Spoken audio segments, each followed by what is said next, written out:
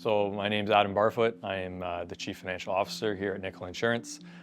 Included in that, there's a lot of other duties we do in a small business. So I also handle a lot of the commercial marketing duties that we have, obviously the finances of the company, and I also serve as the principal broker.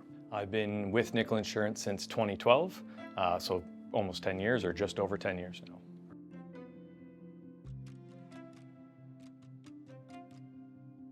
Well, that's fairly easy actually. So I was, my background is I'm a chartered accountant, so I was working in public accounting at BDO. Wasn't overly enjoying that profession. Tim Nicol, who's my partner here, we were very good friends, childhood friends. So probably over golf sometime or playing hockey, I just, complaining about my current employment status, and he kind of raised the idea of if I ever consider, making a switch and getting into insurance. Pretty sure my first reaction was not something I'm interested in. Sales wasn't really the direction I wanted to go, but the more I thought about it, the more I realized it's really just a customer service job still as well, right? The idea of being an advisor or professional, someone who can help clients understand things really appealed to me. When I got started here, it was one of those things where being an owner in a small business was always something that appealed to me. But I wanted to make sure I learned the business, I was involved in the business, and I could kind of grow into that. And doing all those things and being involved in all the different areas of the business, it's a challenge, but it's a rewarding challenge, and it's enjoyable. I mean, there's definitely days that are less enjoyable than others and challenges that come, but having the ability to constantly need to kind of problem solve and think critically, and not just for my own benefit, but helping other staff is something that's really rewarding and it's enjoyable.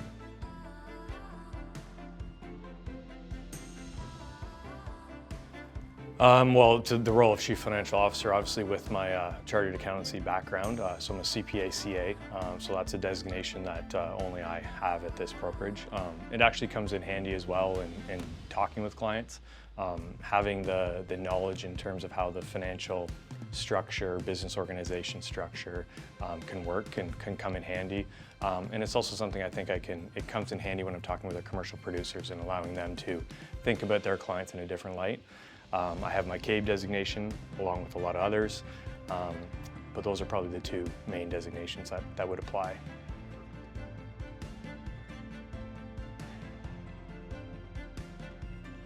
Well, I'd say there's significant changes, right? Anytime you enter a different type of work environment, there's always changes, but I would say there's also changes in Nicol Insurance since I've been here. So predominantly, a professional workforce, right? Like having the ability to make your own decisions, the flexibility that comes with, and trust. I mean, trust is a big word in Nicol Insurance, but I think that's a key element of it, right? Having the trust of your employers to kind of do what you need to do, and the freeway, if you will, or the latitude to be able to kind of implement in your own terms. That's definitely something that I think we have here at Nicol Insurance, and I think it's something that's continuously grown, over the 10 years I've been here as well.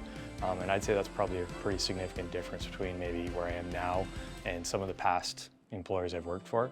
And it's something that I really would like. I would never want to lose that aspect of an employment.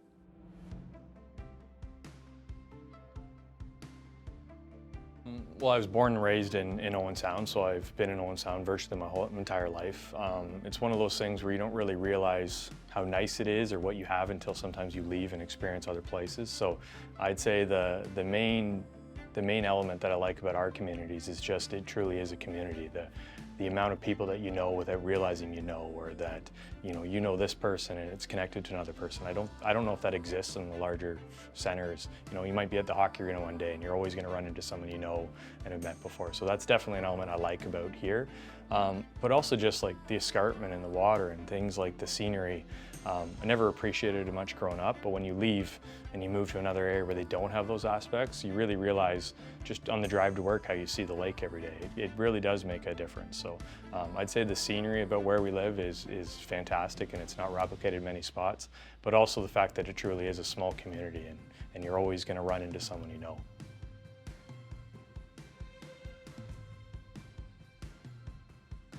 The variation. I mean, like every day I can come in and, sometimes I might not enjoy that, but really it is what I enjoy the most. You come in a day and you might have a plan of attack. You know, you have these few things that need to be done, or it might be an easy day and you're looking forward to it.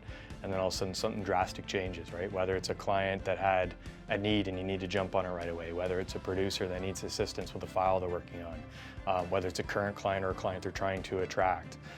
It could be a financial related issue that comes up at the company you have to deal with, or it could just be a planning item where, like, you know, Tim pops into my office and we start talking about some ideas and those kind of things, and it turns into something more. So the ability to be kind of all over the place at once, all with still kind of the central focus, is what I really enjoy doing about it. It's not monotonous at all. So.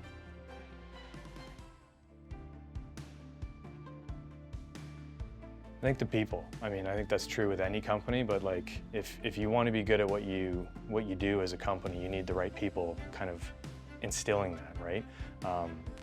And I do think the fact that we view it as a service that we're providing. Like, we're professionals trying to give advice to our clients.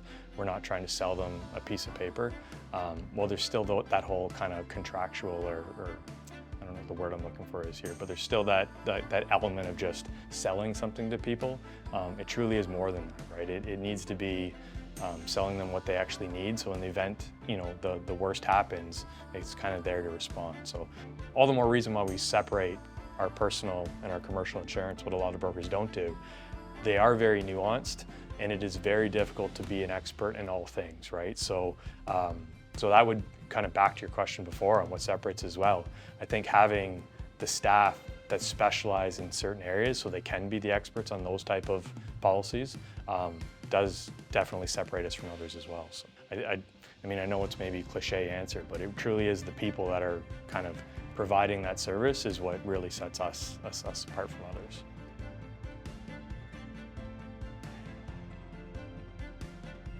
I mean, there's so many probably, but I maybe a really good one kind of leads back to how I got into insurance in the first place. So I mentioned that I previously worked as in public accounting, and one of the items I got involved with at one point in time was actually related to an insurance loss. So a really large manufacturing client had an extremely large fire, destroyed their facility. And through that, they had to kind of rebuild their financial records. A lot of things were lost. So I got tasked with helping them produce those kind of records. But it was really interesting to see how their insurance policy I had at the time wasn't sufficient for their needs, and how large of an impact that truly had on them getting back up on their feet. It was a true success story in the end, but dealing with the CFO there at the time, or the Vice President of Finance, sorry, I don't remember his term, but dealing with them at the time, you really could understand how frustrating an experience it was dealing with an insurance broker at the time who really couldn't answer his questions, didn't understand the product that was sold to him, didn't understand the policy. And that's something I really, reflected back on when like I said, Tim mentioned it to me, because I truly believe I have the ability to kind of dig into that sort of stuff, understand it, and truthfully just do a better job than what others do, right? So there's that competition element of it, but I'd say that would be the one kind of real life insurance example that I probably drew on to get me actually to the point I am now. Because without that, I probably never would have entered insurance because of the sales element of it. But having that experience really helped me realize it's not just the selling part, right? It's what comes after the sale is what's really important.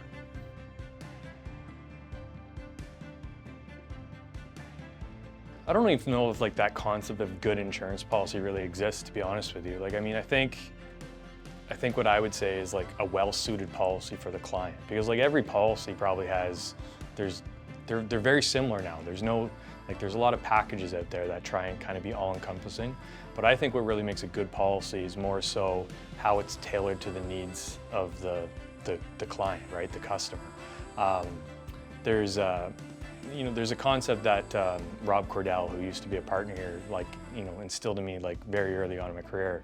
It's spending your premium dollars in the most kind of efficient way possible. So to me, a good policy is one that the client, understands, what the client is comfortable with, and what really is targeting what their main needs are, right? So if they don't mind having, small losses that they're going to cover themselves, like structuring the policy in a way that they save money on maybe those areas of coverages, and they're really kind of reallocating it to maybe like the significant liability type issues that could come up. So to me, it's not so much like, good, bad insurer or good, bad policy. It's, properly tailored to the customer needs.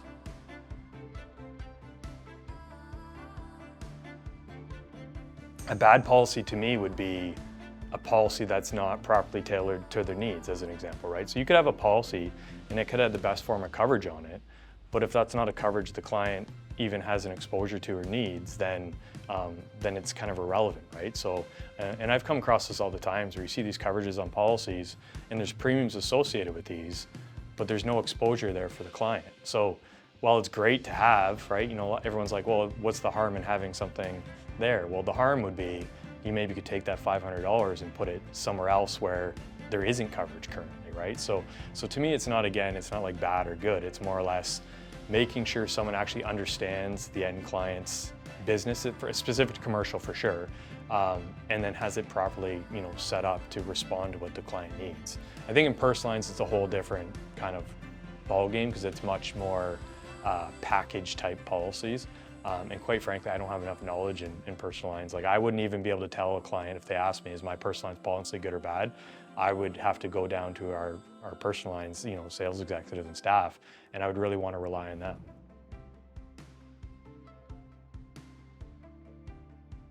Anytime you work hard at something and you're successful in it, that's it's rewarding, right? So, and for me, like I've been a sales executive, so you'd say like getting the client because there's compensation. It's not even so much money, to be honest with you. It's more so like feeling like, I did a good job and that client wants to deal with me versus the person they're dealing with before. So that's kind of like in the sales executive role. And now growing into more of the management and the ownership, seeing the company succeed, right? Seeing us reward our insurance partners with good policies and good profits for them, which then is reciprocated to us. And then again, that turns into allowing our sales producers to be more successful, right? So just kind of seeing the big picture and how it can come together, and all the little steps you take throughout the years kind of do lead to something down the road, like just, enhancing our employee, satisfaction, like, whether it's compensation packages, whether it's, some of those work from home policies, like all these little things that staff want, having the ability to talk about it and then do it and see like that, it's appreciated. That's kind of a great feeling, right? So that would be probably the most rewarding thing about being like a small business owner.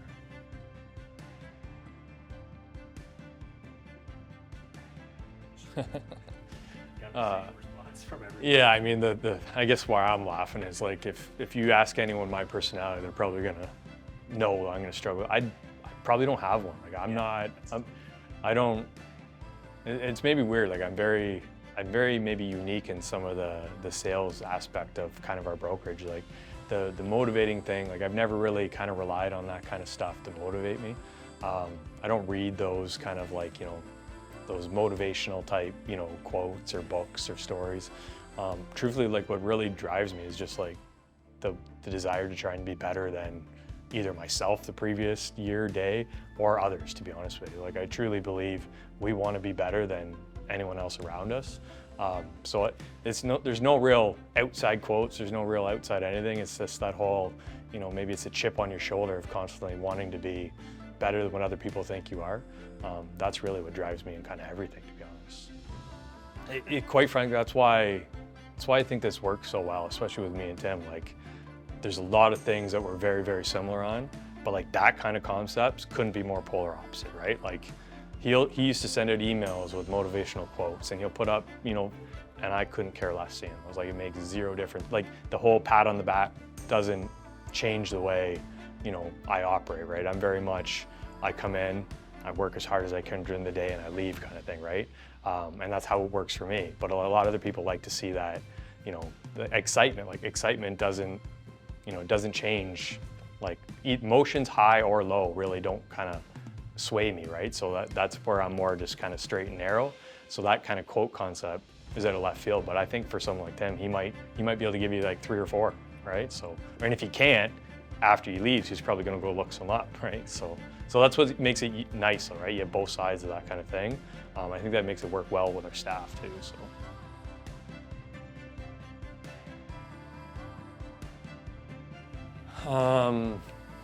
So that would be like, so I get pretty little of this stuff. So it's truly going to be like a personal lines type client. Like if I separate the two, right? Could be a business owner, but I guess it would kind of be through discussions with them, right? You just kind of understand where their needs are, but I don't even know if I would present it as Nicol insurance necessarily, if I'm being honest. Like I would present it in, you know, this individual we have working for us, I think it'd be great if you wanted to reach out to her. She could really, or him, they could probably really help you understand what it is you're looking for, right? And if it's not someone you want to actually interact with and ask questions and talk with, that's perfectly fine, but it's probably not the kind of brokerage we'd be, right? That's the kind of individual that's gonna go online, want to put in the 4 or 5 pieces of information and just have that piece of paper but not really understand it maybe, right? So I'd probably present it in the way of, you know, if it got into an actual insurance discussion, which truthfully, they rarely kind of do, right? It's more so people just being like, I don't know who to call, who can I call, right? But if it turned into an actual discussion, that's kind of how I would sell it, right? Like this individual that you're gonna work with can be someone that can help you understand, you know, what it is you're paying for that you probably don't currently understand. And that'd be true for the business side of it as well, right? You know, I'd probably dig in more questions on that side of things because I have more experience and expertise in that area. But again, it'd be much more thinking, let me align them with the person here that I know can provide them the best possible advice for what they need. So like I would tie Nicol Insurance to it, but I truly don't even think, back to that question, like what separates us? It's the people, right? Like so Nicol Insurance isn't just a phone number you call into, it's the person actually you're talking to on the phone that matters. So I'd probably almost sell that person, but like trying to align them with the person I know could probably provide the best advice.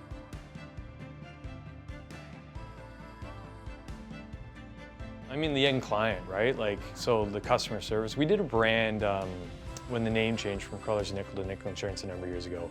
I can't remember the name of the individual that came in and did it, but they did a big kind of like, you know, brand rollout or whatever you call it. But I remember there was a whole conversation about customer service, like internal and external customer service. So like I know for me specifically, and this is where you might get some differentiation on questions and why I think our business, you know, works well is because businesses don't work well when everyone's sitting around the table making decisions, all think exactly the same. Like you just don't get enough variation, in my opinion, to generate, you know, discussions. Like discussions can be good.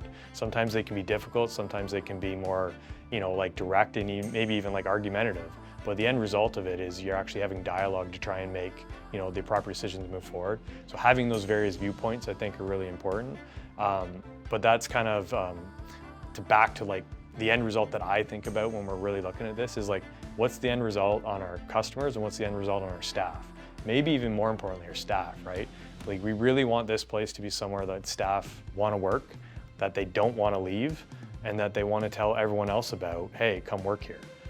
Because like once you have the right people in place, the rest kind of takes care of itself. So for me specifically anyway, it's very much that.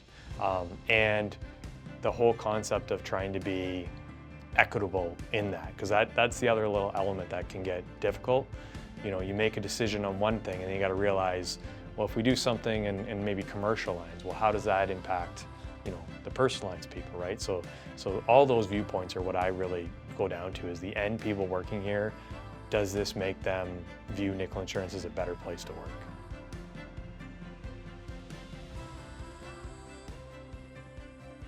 So on personal lines, quite frankly, probably not. And then the reason being, I don't even look at my own personal policy. I just have complete blind faith, which is maybe not appropriate in the staff here, right? But on a commercial level, like, I mean, I get into these calls all the time where someone will phone me up on the phone and they're struggling. And sometimes it's not even they need a different broker or they need a different policy. They might be in the right spot. They're just not getting the answers to the questions that they maybe want, right? So I would start everything is, you know, understanding what you want to know or what you want out of what you're purchasing, right? And quite frankly, when you do that, most people know the answer. Most people are like, well, I only want this because this person's asking for it. Like, so maybe they're leasing a new building and that building's saying, I need to see proof of insurance. And they never thought about insurance until that happened. And I would definitely like reposition that and say, well, yeah, they're like, think about why they want you to have it. That's what's gonna help you understand why you're purchasing it, right? Because no one likes spending money on something they don't think they need, but there are very good reasons on why that other person you're dealing with is asking for this, right? And it's not because they're trying to make your life hard, it's because somewhere, sometime, they've got burned, they've lost something, right? So trying to like kind of repoint or reframe the whole why concept, like especially if they're dealing with outside people, right? But I'd say this is the same clients are dealing with us, right? Understanding, what it is we can do to solve their needs is inherently the starting point of everything, right? Because if we can't, like, they might be a client that they don't want anything we offer.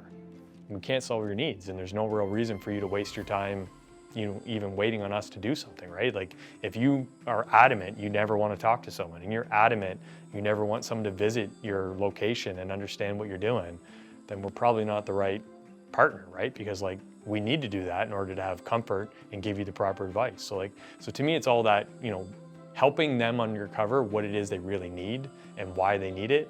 That leads into the rest of it. So that's how I would probably frame that discussion. It's tricky though, because it's not like giving them advice on like what to look for in a broker. It's not like a question thing. It's more, you just need to ask questions and learn about what they need and want and help them understand to learn it themselves, which then kind of directs the rest of it.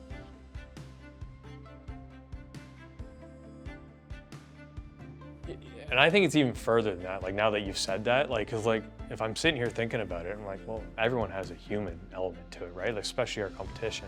Like, I do think it's that, but it's having like the person, but not just the person that actually cares, right? Like and you're not supposed to swear, but I'm like, I just want people that give a shit. Like, if you show me someone that actually pours their effort into something because they care, that person's going to be successful no matter what they do, right? So that's kind of what I look for in staff. But like that staff, when they're talking to a client, if they're just talking to them to take information, that's not really, like, that's not a value add to me. If they're talking to them because they actually care about giving them what they need, now you have something. So I think it is that person, but it's also the person that cares, right? And you can't, like, if you only have one, you don't have anything. So you need both. So to me, I guess that's the only little added thing. I truly believe like all of our staff like care about their clients. Not only their clients, but care about the other people they work with. Because that goes internally, right? If we have an administrative employee that never talks to clients, if they don't care about trying to do what they need to do to help our other staff that do, things can fall apart, right? And I truly believe almost everyone we have like cares about doing their job well to ultimately help the total company. So maybe that's the differentiator, like that whole, like, want or need or whatever you want to, however you want to term it. But I think that's why we've grown. Like, I truly think that's why we've had the success we have, because that isn't what's happened. We started it, we've had a lot of employee turnover, like, 7 years ago, but then the employees that come, like, it's really starting to, everyone holds true to kind of the same concepts, right? And then you attract more people with those kind of desires and needs and feelings, and then just kind of snowballs, right? Because a lot of our employees have come to us because of like word of mouth, like, is a good place to work, and that's awesome. So hopefully we can keep that up.